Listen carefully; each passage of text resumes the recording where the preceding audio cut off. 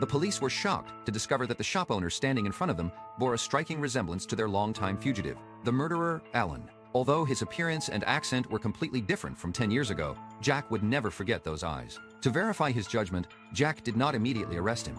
Instead, he calmly walked into the shop, searching for anything that could help confirm Alan's identity. Jack quietly picked up a faucet and wiped off the fingerprints with his clothes, attempting to lift fingerprints from the smooth metal surface. What Jack didn't know was that his suspicious actions had already been noticed by Alan, who had high counter-surveillance skills. Alan opened his toolbox, gripped a screwdriver, and was ready to end Jack at any moment.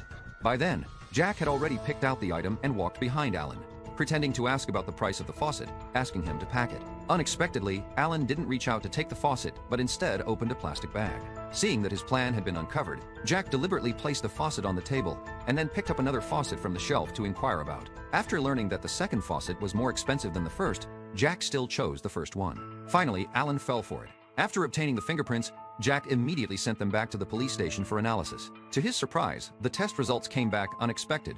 The only fingerprints found on the faucet were Jack's, and no other fingerprints were detected. Suddenly, Jack remembered that when Alan had grabbed the plastic bag, every finger on his hand had scars. It turned out that during his fugitive years, Alan had burned his fingers on a stove to destroy his fingerprints and prevent his identity from being exposed. At that moment, Jack became even more convinced that Alan was the murderer he had been searching for. To obtain concrete evidence, Jack decided to stake out Alan's house. Coincidentally, Alan returned home and saw his wife throwing out the trash, but his mind was consumed with thoughts of Jack's suspicious actions, and he ignored his wife. He went into his room, turned on his computer, and began searching for information about Jack. Soon, he found a lead.